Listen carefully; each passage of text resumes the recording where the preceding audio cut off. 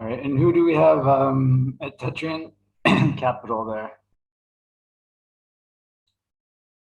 What are your names? I'm sorry, I'm Jack. I'm Peter. I'm Lily. Hi, Jack. Lily? 不然就一起就好了，不然就不用开两个，这样好麻烦。 Let's give it another minute here, I guess, to see if some more people will join. Yeah. 与会者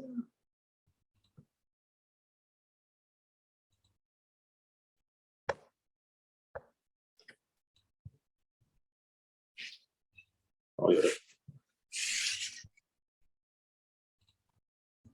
All right, hi there. And what are your names that just joined? 那个 ，Hello. Hey, can you hear me? Yeah, I can hear you. Yeah, my name is Chris. Chris? Okay. Yeah. I'm and Jack Cindy. and Cindy. All right, cool. Okay, so I guess we'll go ahead and start. There's one person that might still join, but And yeah, and James will not be here today. okay. No problem. And can everyone hear me okay? Yes. Yes. Okay, great. So my name's Jack. I have both a teaching and a business background, so that's kind of how I found this. I taught English in the US for several years and then started teaching in other countries, including Cambodia and Poland, and now I'm working with you. So I like to keep everything a little bit loose in terms of what we cover. So if there are certain topics that you would like to explore together, you can let me know. What I will do for today's lesson is we will watch a video for about 10 minutes. Are you familiar with TED Talks? Yes. Okay. So this is a TED Talks that discusses language and money, and it is actually a TED Talks that was put on in the US by a Chinese American who discusses some of the differences in the way language may affect our choices we make with our money.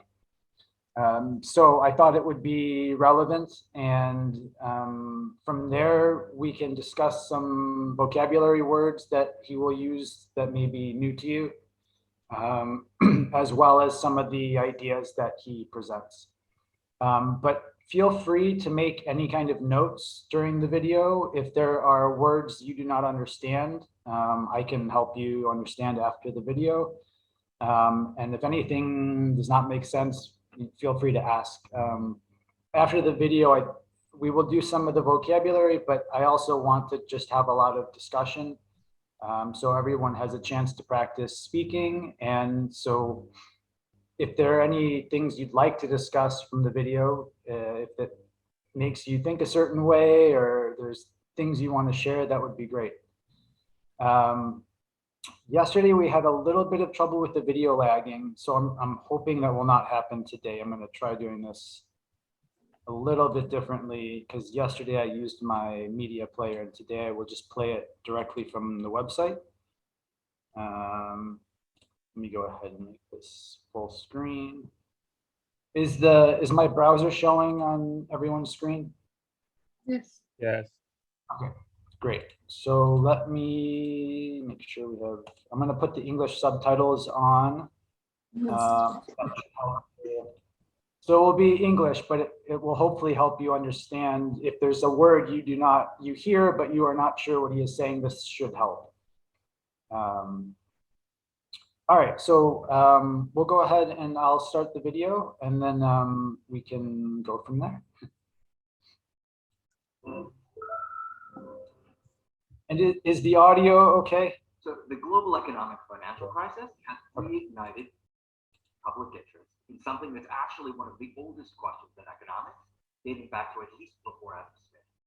That is, why is it that countries with seemingly The similar voice is quite low. display Okay. dramatically different savings behavior? Now, many brilliant economists have spent their entire lives working on this question, and as a field, we've made a tremendous amount of headway, and we understand a lot about this. Is that better? What I'm here to Yeah. talk with you about today is an intriguing new hypothesis and some surprisingly powerful new findings that I've been working on about the link between the structure of the language you speak and how you find yourself with the propensity to save. Let me tell you a little bit about savings rates, a little bit about language, and then I'll draw that connection. Let's start by thinking about the member countries of the OECD, or the Organization of Economic Cooperation and Development. OECD countries, by and large, you should think about these as the richest, most industrialized countries in the world. And by joining the OECD, they were affirming a common commitment to democracy, open markets, and free trade. Despite all of these similarities, we see huge differences in savings behavior. So all the way over on the left of this graph, what you see is many OECD countries saving over a quarter of their GDP every year, and some OECD countries saving over a third of their GDPs per year. Holding down the right flank of the OECD, all the way on the other side is Greece. And what you can see is that over the last 25 years, Greece has barely managed to save more than 10% of their GDP. It should be noted, of course, that the United States and the UK are next in line. Now that we see these huge differences in savings rates, how is it possible that language might have something to do with these differences? Let me tell you a little bit about how languages fundamentally differ. Linguists and cognitive scientists have been exploring this question for many years now. And then I'll draw the connection between these two behaviors. Many of you have probably already noticed that I'm Chinese. I grew up in the Midwest of the United States, and something I realized quite early on was that the Chinese language forced me to speak about, and in fact, more fundamentally than that, every so slightly forced me to think about family in very different ways.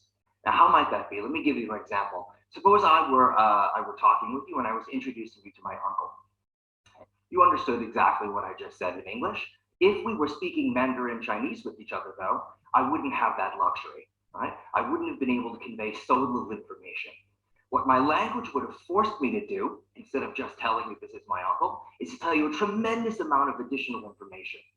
My language would force me to tell you whether or not this was an uncle on my mother's side or my father's side, whether this was an uncle by marriage or by birth, and if this man was my father's brother, whether he was older than or younger than my father. All of this information is obligatory. Chinese doesn't let me ignore it. And in fact, if I want to speak correctly, Chinese forces me to constantly think about it. Now, that fascinated me endlessly as a child. But what fascinates me even more today as an economist is that some of these same differences carry through to how languages speak about time. So for example, if I'm speaking in English, I have to speak grammatically differently if I'm talking about past rain, it rained yesterday, current rain, it is raining now, or future rain, it will rain tomorrow. Notice that English requires a lot more information with respect to the timing of events. Why? Because I have to consider that and I have to modify what I'm saying to say it will rain or it's going to rain. It's simply not permissible in English to say it rained tomorrow. In contrast to that, that's almost exactly what you would say in Chinese. A Chinese speaker can basically say something that sounds very strange to an English speaker's ears. They can say, yesterday it rained, now it rained, tomorrow it rained.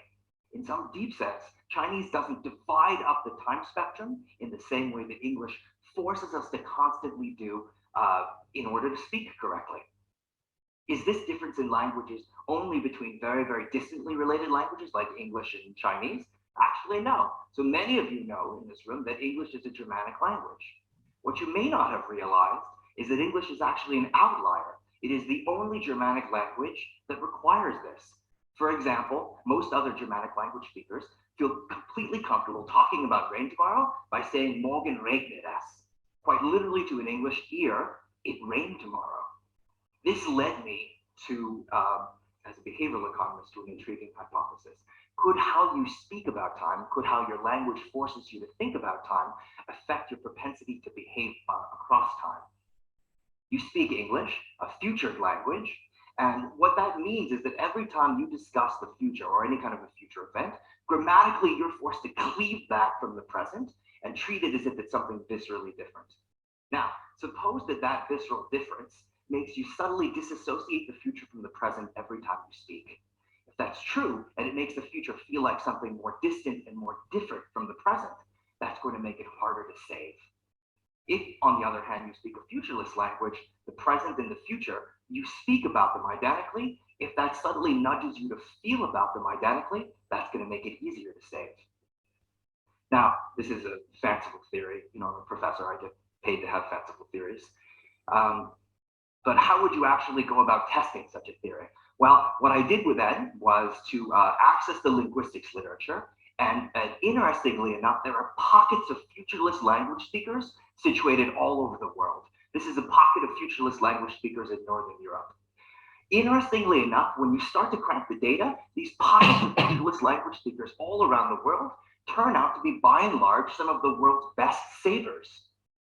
Just to give you a hint of that, let's look back at that OECD graph that we were talking about. What you see is these bars are systematically taller and systematically shifted to the left compared to these bars, which are the members of the OECD that speak futured languages. What is the average difference here? 5 percentage points of your GDP saved per year. Over 25 years, that has huge long-run effects on the wealth of your nation. Now, while these findings are suggestive, countries can be different in so many different ways that it's very, very difficult sometimes to account for all of these possible differences. What I'm going to show you, though, is something that I've been engaging in for a year, which is trying to gather all of the largest data sets that we have access to as economists. And I'm going to try and strip away all of those possible differences, hoping to get this relationship to break. All right? And just in summary, no matter how far I push this, I can't get it to break. Let me show you how far you can do that. One way to imagine that is I gather large data sets from around the world. So for example, there's the Survey of Health and Retirement in Europe. From this data set, you actually learn that retired European families are extremely patient with survey takers. So imagine that you're a retired household in Belgium, someone comes to your front door. Excuse me, would you mind if I peruse your stock portfolio? Do you happen to know how much your house is worth? Do you mind telling me? Would you happen to have a hallway that's more than 10 meters long? If you do, would you mind I timed how long it took you to walk down that hallway? Would you mind squeezing as hard as you can in your dominant hand this device so I can measure your grip strength? How about blowing into this tube so I can measure your lung capacity? Okay? The survey takes over a day. Combine that, okay, with the demographic and health survey collected by USAID in developing countries in Africa, for example, which that survey actually can go so far as to directly measure the HIV status of families living in, for example, rural Nigeria. Combine that with the World Value Survey, which measures the political opinions, and fortunately for me, the savings behaviors of millions of families in hundreds of countries around the world. Take all of that data, combine it, and this map is what you get. What you find is 9 countries around the world that have significant native populations, which speak both futureless and futured languages. And what I'm going to do is form statistical matched pairs between families that are nearly identical on every dimension that I can measure. Okay? And then I'm going to explore whether or not the link between language and savings holds even after controlling for all of these levels. What are the characteristics we can control for? Well, I'm going to match families on country of birth and residence, the demographics, what sex, their age, their income level within their own country, their educational achievement, a lot about their family structure.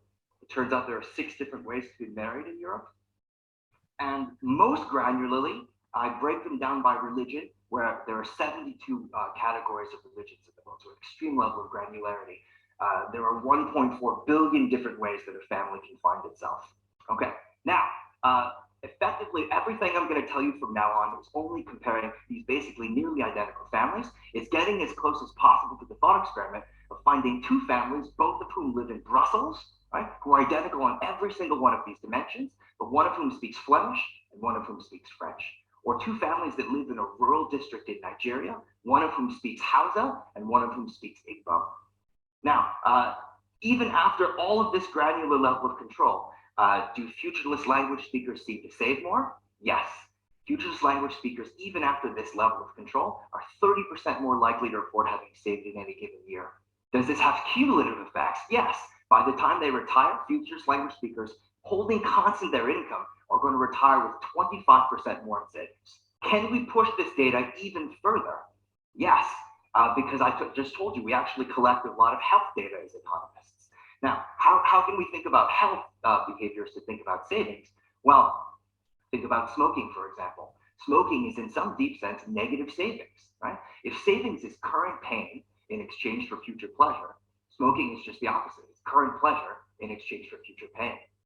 What we should expect then is the opposite effect, and that's exactly what we find. Futureless language speakers are 20 to 24% less likely to be smoking in a given point in time compared to identical families, and they're going to be 13 to 70% less likely to be obese by the time they retire, and they're going to report being 21% more likely to have used a condom in their last sexual encounter. I could go on and on with the list of differences that you can find. It's almost impossible not to find a savings behavior for which this strong effect isn't present. My linguistics and economics colleagues at Yale and I are just starting to do this work and really explore and understand the ways that these subtle nudges cause us to think more or less about the future every single time we speak. Ultimately, the goal, once we understand how these subtle effects can change our decision making, we want to be able to kind of provide people tools so that they can consciously make themselves better savers and more conscious investors in their own future. Thank you very much. All right. So what did you think?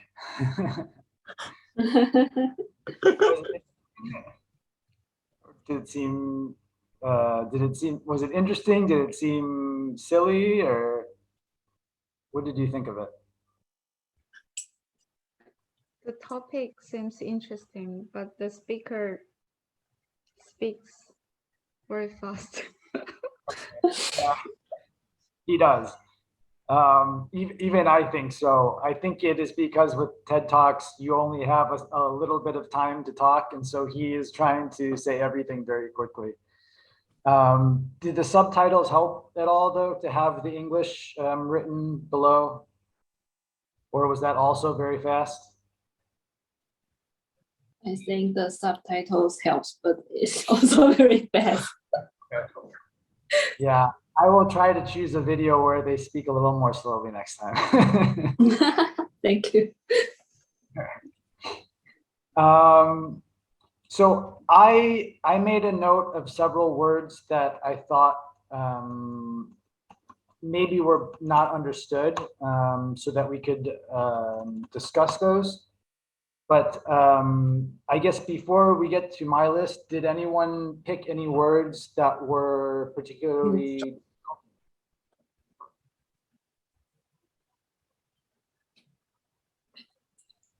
Yeah. Lily, did you have some? I know some words like cleave, CLEAVE, Okay, and that is on my list. and granular. Okay, and I also have that. So we will get in a moment. And Any others? 这样多。很多 Nuge, NUDGE. Okay, I have that. Any others? And vice, Visceral? yes. Viscerally. 还有哪一个？还有这个这是那个 Germanic， 那个是台这是什么？那是德语系哦，这是德语系的意思。 Germanic。 Okay, Germanic. Good. Yeah. Chris, Cindy, did you have any that you wrote down or that you remember? Fanciful. Yeah, fanciful. Fanciful. Okay. Okay. Okay. Any other words? No, that's all on my list. Okay.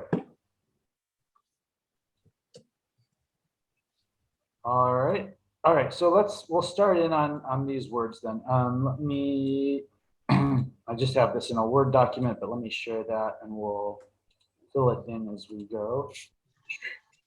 So these are a few other, is this, I don't know if it's gone back to the media. Can you see the document with the words on it? Yeah. Yeah. Okay, great. So I have many of those already. A few others I wanted to discuss. The first is headway. Does anyone know what that means?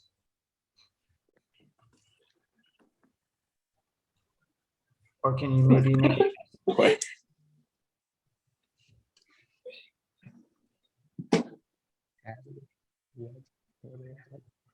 前进 It's a noun. Don't know. Sorry? It's a noun. Long? Yeah. Any other thoughts? It It's an should be an English word. 然后这个可以解释哦。你讲 All right, so headway doing something. basically means progress. Progress. So here, 哦，进展，它是 making headway on a project, it's making progress, advancing the project. Like moving forward would be another way to say it. What about- I'm sorry? 不是吧？ 哎。哦， Is it interesting?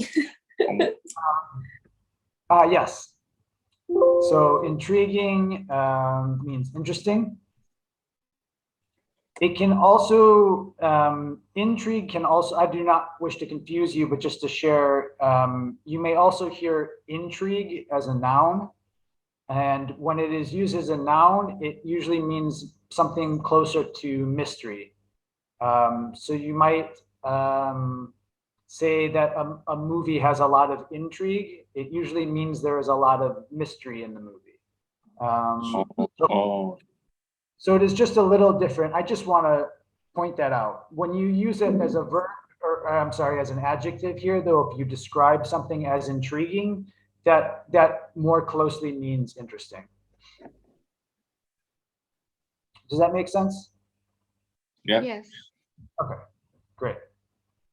And then nudge or nudges, he used the plural. Does anyone have a guess as to what that might mean? 挥动。It's like pushing. Yeah, good. So if you nudge someone, it's kind of giving them like a gentle touch, maybe a little bit more touch. But it is trying to, I will say it's a gentle push because it is not, it does not imply forcefulness. It implies that it is a little bit more gentle, but you would usually use this. So you can use it in the physical sense. If you nudge somebody next to you, it means maybe you're giving them a little light elbow or something like that. If you are nudging something in terms of the way the speaker used it, it means pushing something along.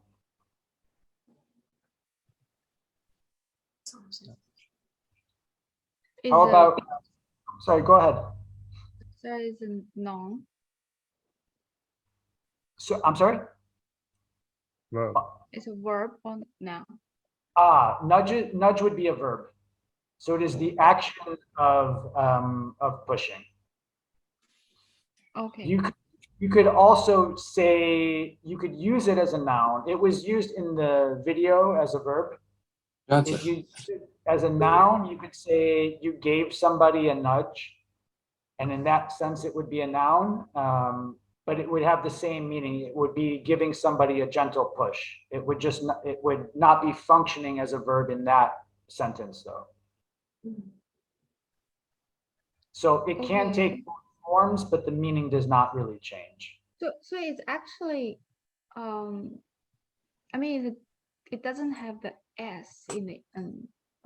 No, so Original. Right, so he used the plural. I will put that in parentheses though, because it may not be used in the plural.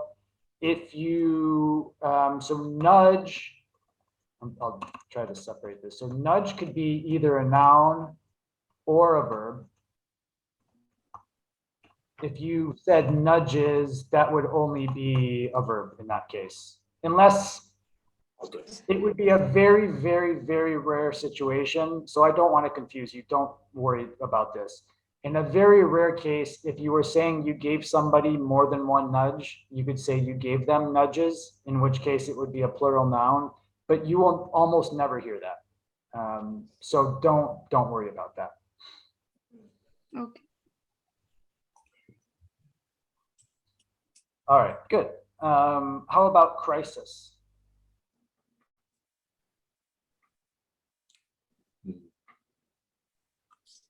It's some kind of a disaster. Good. Yeah. So it could be like a disaster. It could be another way I would describe it is maybe like an intensely difficult situation. Oh, okay. So a disaster would be a type of crisis. Crisis can usually be used a little bit more broadly. Any kind of very difficult situation you find yourself in where you are trying to find an immediate resolution for a very quick solution would be considered a crisis. Okay. How about propensity?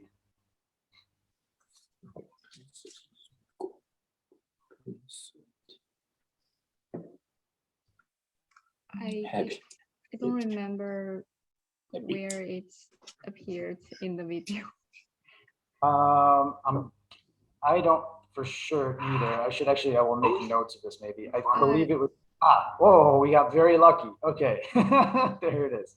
So I'll just go back a couple more seconds and we'll watch this. Findings that I've been working on about the link between the structure of the language and how you find yourself with the propensity to save. Let me tell you. Okay, I'm not sure if did you hear that? Because I was not sharing the screen, I forgot. Yeah, we can hear that. Okay. Did that give you any clue as to what it might mean? No. Oh, okay.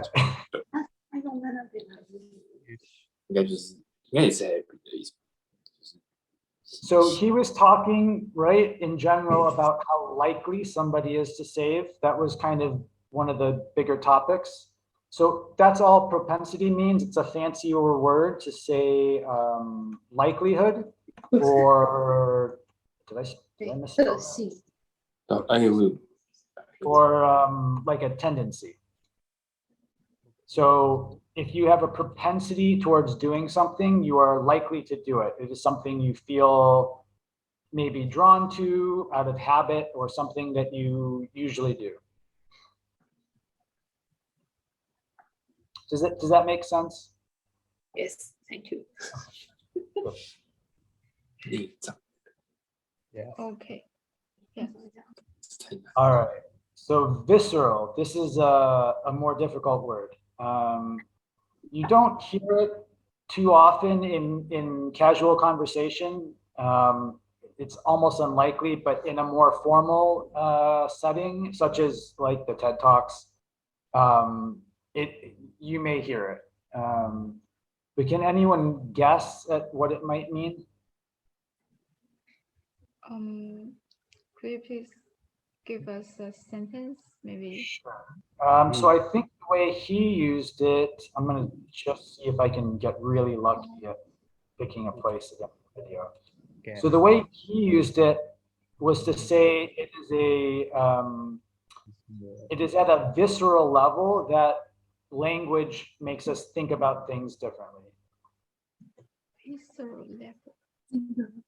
I think he said it is futureless languages are viscerally different from futured in terms of how we think about. Slightly. Basically, Yeah. I think, excuse me, basically is the easiest way to explain it. I might say fundamental. Excuse me. Actually, because of how this is being used, it would be more appropriate there.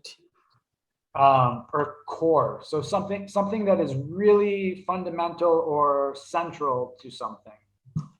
So when he is saying that language is viscerally, the languages are viscerally different or cause us to viscerally behave differently, he is saying that at a very basic fundamental level, it is affecting us.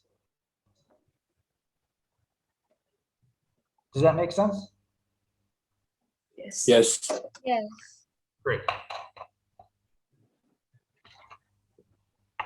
All right, how about granular? 颗粒状。我忘记。 And I'm going to add one other word that is very much related, just in a different form that maybe if you've heard before will help you think about what granular means. Okay. So one way, excuse me, if you wish to discuss something maybe like sand or sugar, which are very small, fine particles, you would say one piece of sugar, one very small piece would be a granule of sugar. Or you could talk about like a granule of sand. So when he was discussing this and saying at a granular level, he was examining this, he was saying at the very, very finest level of detail. So to explore something granularly would be to say to get through all the different layers and get to the most basic piece of it with a great attention to detail. So I will say detailed granular. Trying to think of how to make this. I guess I'll say with fine detail. It really means at its smallest, where there is, just the very most basic piece. So different from visceral, you would not use it the same way. But like when he also used another sentence where he said with a granular level of control, he is saying it's like saying a very large amount of control, with very fine control. So fine in this context can mean small. So if you're looking at every little piece, it is actually a large amount of control, but he is saying at a level that's very basic or small. Does that make sense? That was maybe a little difficult to explain for me.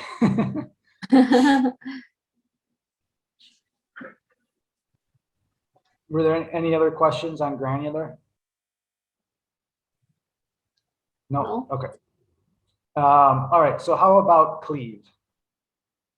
And if you remember in the video, he actually made a motion, like a chopping. So that might give you a clue as to what it means.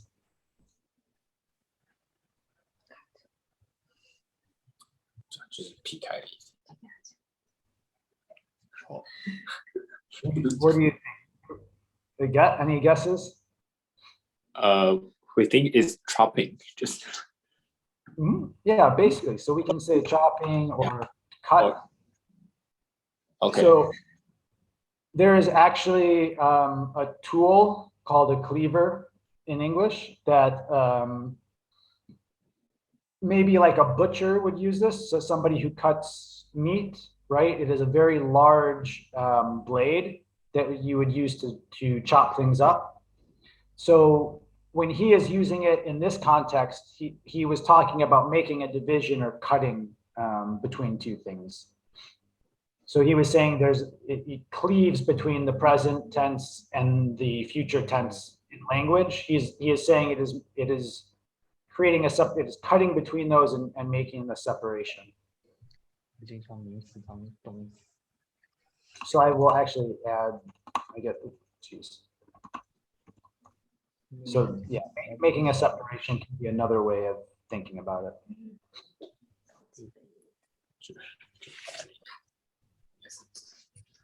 All right, and now for the couple additional words.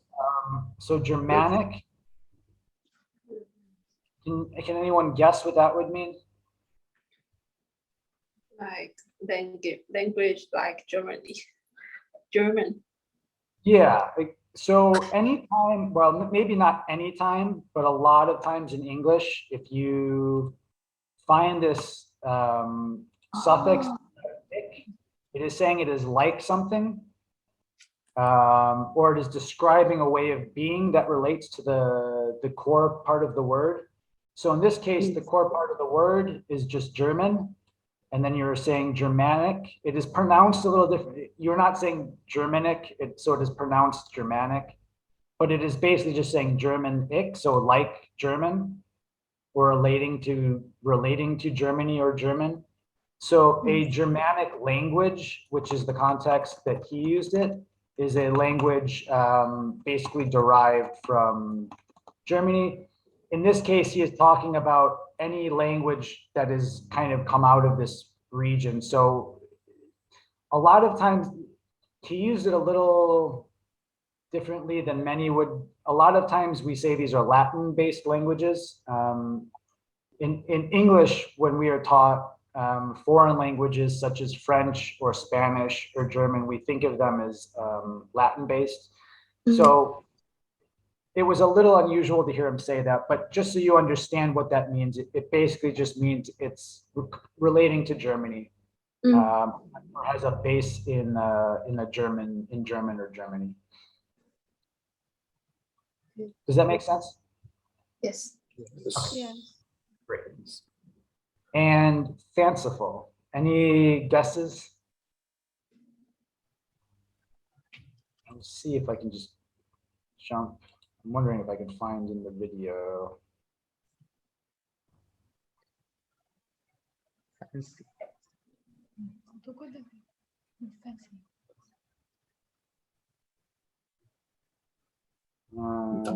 还是说哦，然后他在找，这个是禁止的。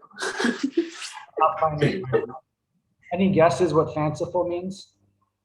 So the sentence he used today, and I can't find it again in the video right now, but he was saying it was a joke that he was making. So I don't know if this will help for the context, but he said he is paid to be fanciful as a professor.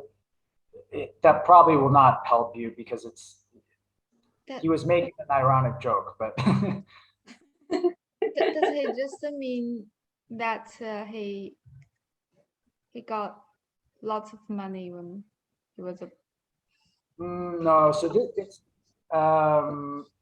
fanciful in this case. Well, not in this case. Fanciful. It sounds like fancy, but it is actually a very different meaning. oh It's a very good guess, though. I mean, that it makes complete sense why you would think that, but this is actually a completely separate word. Like imagination. Yeah, so it's relating to the imagination. So I'll write that down. Fanciful would be not so much based in reality, yeah, and as you said, more based in the imagination.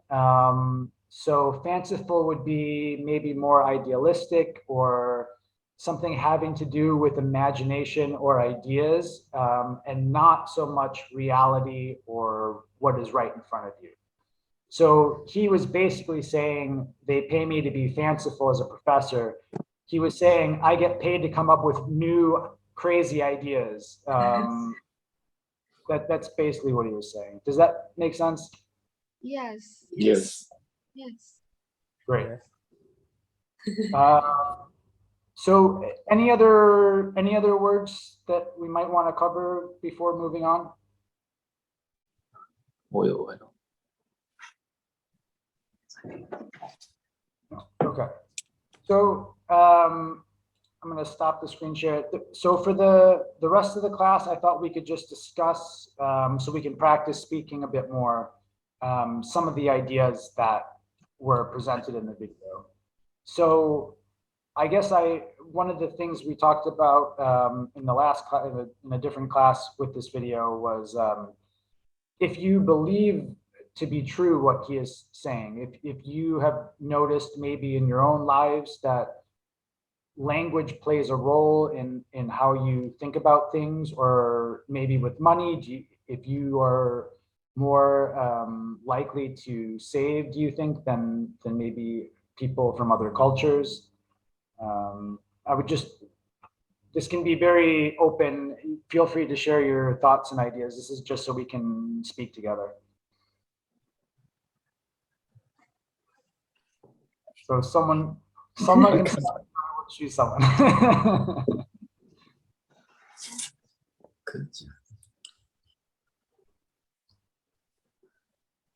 Cindy, what do you think? I think Eastern people tend to save more money, and Western people tend to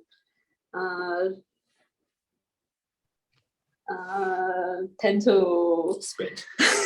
live a better life in the moment. But Okay. I never think in the way it is. I never think in the way that it is the language to cause this situation. Yeah.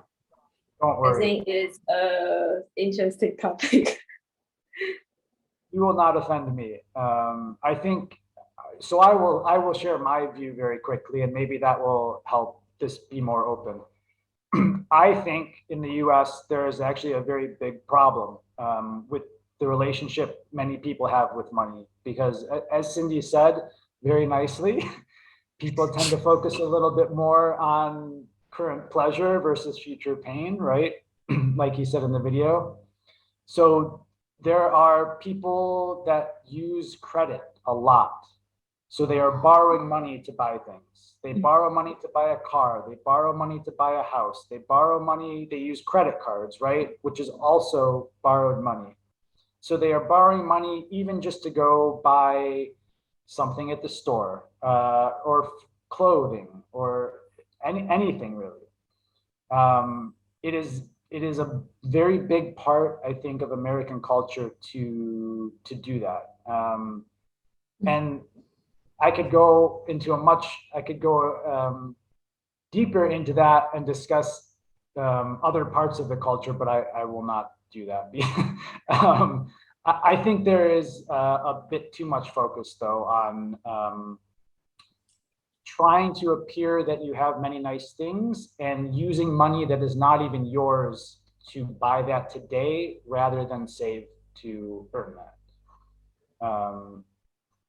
So I have found, even in other Western European countries that I have been in, it's a very different attitude. People do not use credit that way. They tend more to save and use what money they have to buy things. So now that I've said that, how else, what other thoughts do you have in terms of how maybe the language, if you think language affects this, if it actually has an effect, and any differences you notice between cultures where that might show?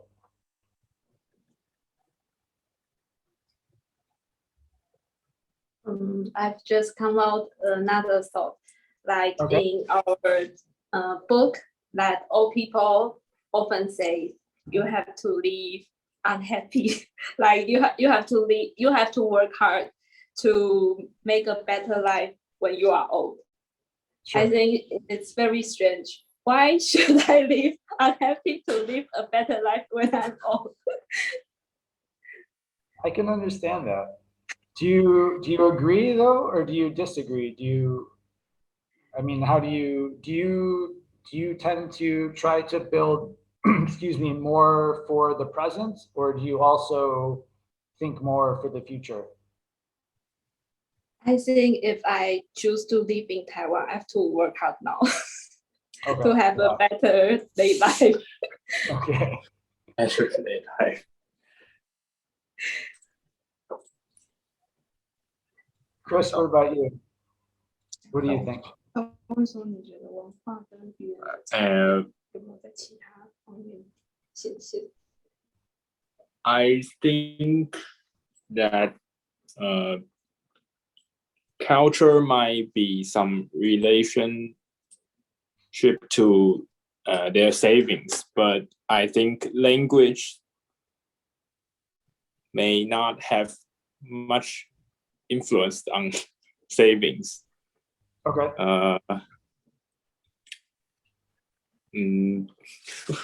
Yes. No, that's good. We talked about this yesterday as well, that I think maybe he ignored certain factors, right? Yeah. So But yeah, you.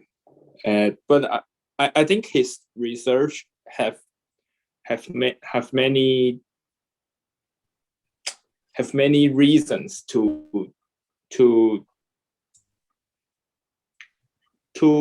influence his outcome. sure. So I don't think his research will be convinced or something. Okay. Yeah. Oh, that's good. Great. Thanks for sharing. How about over to Lily and Peter? What did you think?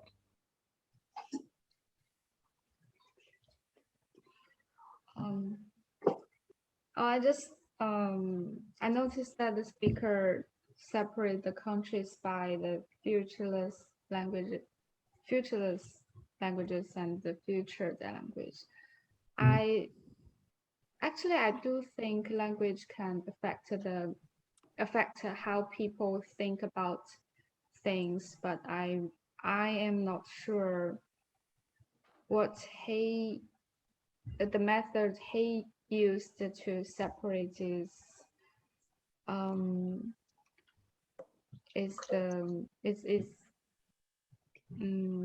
dependable. I mean, yeah, I think maybe he has done a lot of research on this.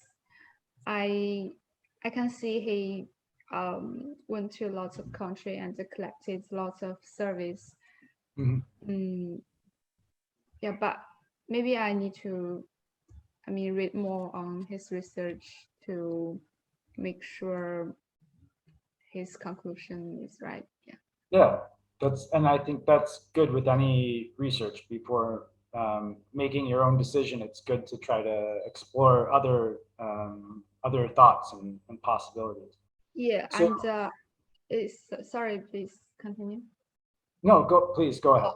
Okay, and I also would like to know how large the sample is.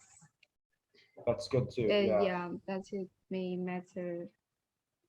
Yeah. Very true. And so you started off by saying you think there are some ways that language maybe Will contributes affect to yeah. behavior.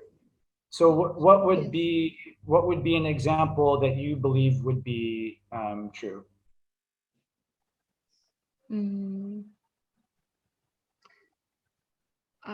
I don't have a sample at this moment.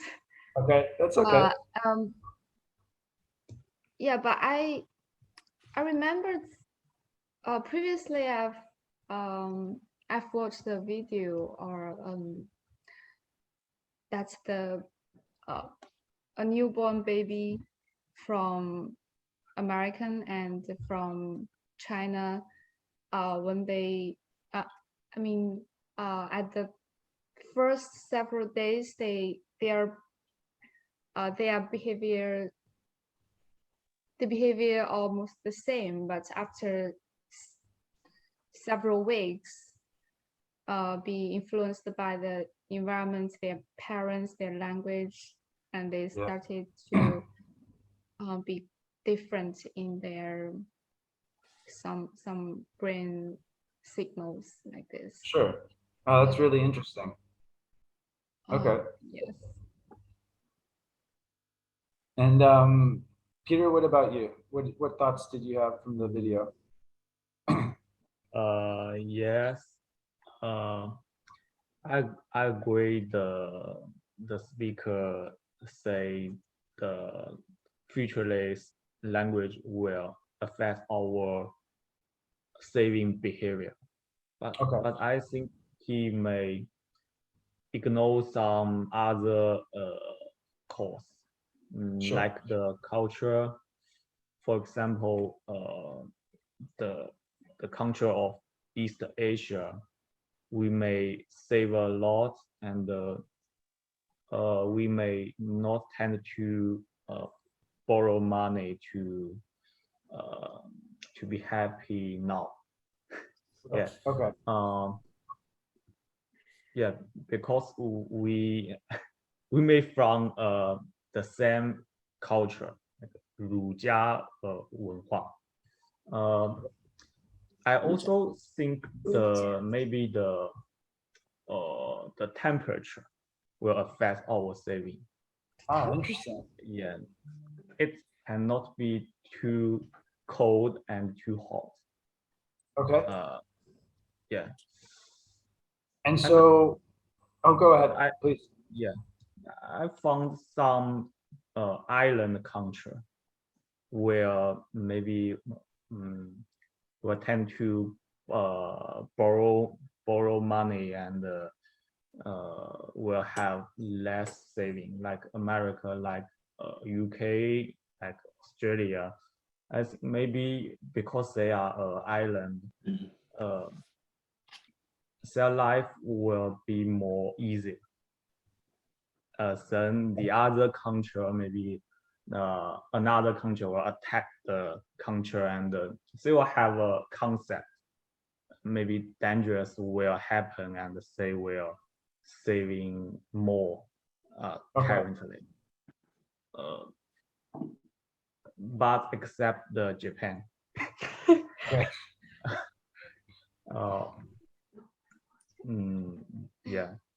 And so do you think that is because of the culture difference between maybe the US, UK, Australia, and then Japan? Or is there something else that you think may cause that? Yes. Yes. US, not Yeah.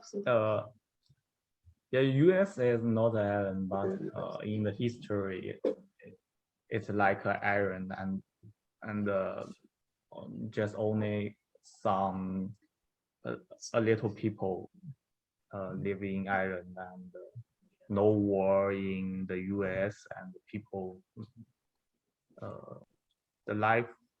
people's life is more easier, I think. Okay. Yeah. So, oh no, nothing. Okay. All right. Any other thoughts on that?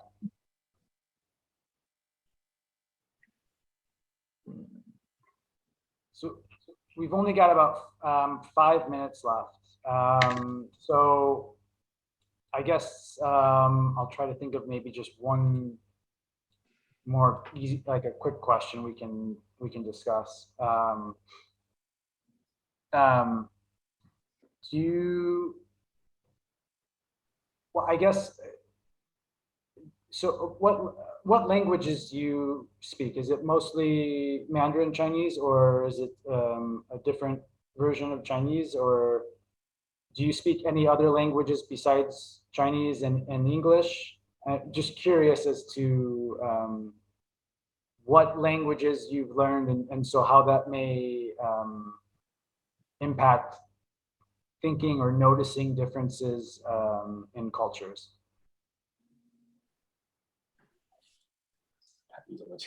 I can speak Taiwanese. Okay. we can speak Taiwanese. Great. And in addition to Mandarin Chinese, or instead of Mandarin Chinese? Do you also speak Mandarin, or no? We speak both Taiwanese and Mandarin Chinese. Okay. And are there any differences between those two languages that are maybe small or big that you think have an impact on, maybe it tells you a little bit about how people see things in the world? I think people speak Taiwanese is more friendly. Okay.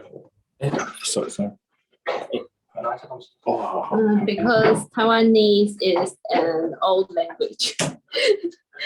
And it tells many famous words.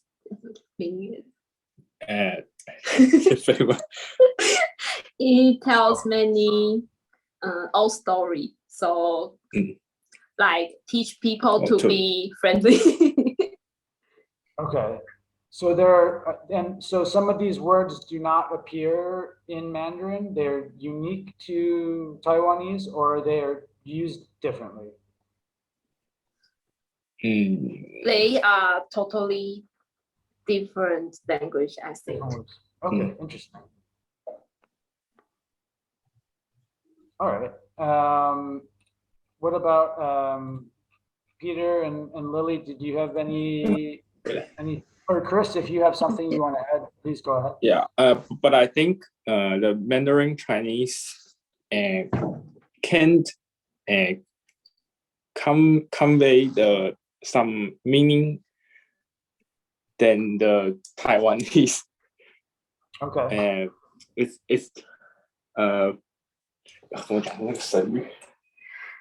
because Taiwanese have more sound. Like in Mandarin Okay. Chinese, we only have 4 sounds, but in Taiwanese we have more than 8 sounds. Okay. So Interesting. it sounds like more beautiful, more meaningful, and more emotional. Yeah. Okay. That is something I have been told with Russian as well. There are somebody I met that speaks Russian, comparing it to English, said there are more words for emotions in Russian than you have in English. So it is interesting for me to learn some of these differences, because I think it does have an impact on the way we are able to talk about our lives and communicate. So with just the last minute or two here, Peter and Lily, did you have any thoughts you wanted to add? Lily can speak Cantonese. Yeah, I can speak some Cantonese. Yeah. And It's just like the, I think the way in speak Cantonese is the same like speaking Taiwanese, just as Cindy and Chris. Yeah, they are more vivid in describing something. Yeah. Cool. Yeah, I think you should learn, or maybe. Well, there are a lot of languages I could learn. It takes time. Learn it, get I don't know, maybe you can get to know something about Cantonese. But I think Cantonese is a great way to blame other people. All right, let's. Yeah. We should be To careful. fight with To fight with others. Because the intonation or the is aggressive in Cantonese. Yeah. Yeah. Peter, Lily, do you agree, or do you think it is maybe just the way it is heard by other people? Maybe it sounds more aggressive, but it is not meant that way. I think